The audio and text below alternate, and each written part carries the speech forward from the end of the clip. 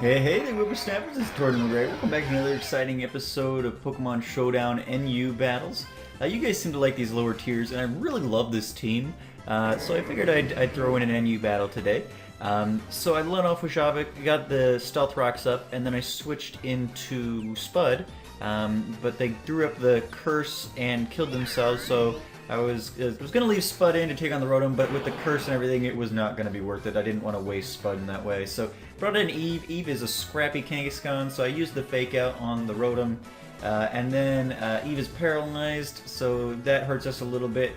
Then Eve's going to hurt herself. But they use the Shadow Ball, which is useful because it wastes a turn for them. And then I'm able to fight through both Confusion and Paralysis and get the Rotom out with the Sucker Punch. Then they bring in Chimecho. I bring in Radagast. They're going to set up with the Cosmic Power, and then they're going to use Stored Power here in a second, which is going to take out Radagast no trouble. So I bring in Spud, who's going to be immune to their Stored Power, and use the Night Slash and get Chimecho off the field. So that works out pretty nicely. Then they've got Atomic Mouse, their Emolga, and Spud's going to use Super Power on it to boost his stats. Her stats rather, and then we're going to Psycho Cut through and take out the Emolga. They're then down to Golduck, and I swear, I've been playing this game for 15 years, guys. 15, 16, whenever it came out, a long time. I could have sworn that Golduck was part Psychic. Isn't Golduck a Water Psychic Pokemon? But it's not. I used Night Slash and it didn't do a whole lot, and then I was like, what? And so I moused over. Golduck is a Water type Pokemon only. And me and the guy we were chatting. I'm like, I can't even believe this. You learn something new every day. I guess I must have known. I don't know. But I eventually got rid of the Golduck. They brought in the Persian, and I had Javik in after taking because I brought him in to take out the Golduck, and. Javik was able to Giga Drain and Rock Slide the Persian into Oblivion. So yeah, a fun little battle. You learn something new every day. How about that? Let's jump into another one, shall we? Alright guys, welcome back. We went up against Snowy Doe in this battle. Brought out Javik and then saw close combat Javik in the face, which usually those guys are Credillies are pretty hard to get rid of, so bravo to him, I guess. He got Javik off the field before I could even get any rocks up, so that works.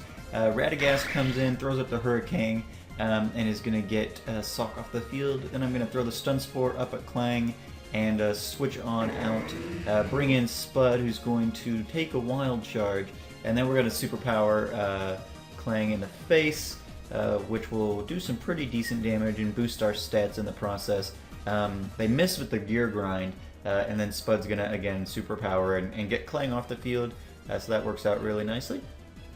And then at this point they're gonna bring in Granbull, who is Fairy type, and so we're gonna switch into Slimer to tank the Play Rough, which probably would have killed Spud, and then we're gonna get some Poison Jabs off here, landing the Poison Touch as well, which works out very nicely. Slimer tanks an Earthquake like a boss, and then we're going to get another Poison Jab off to take out the Granbull. So that works out very well.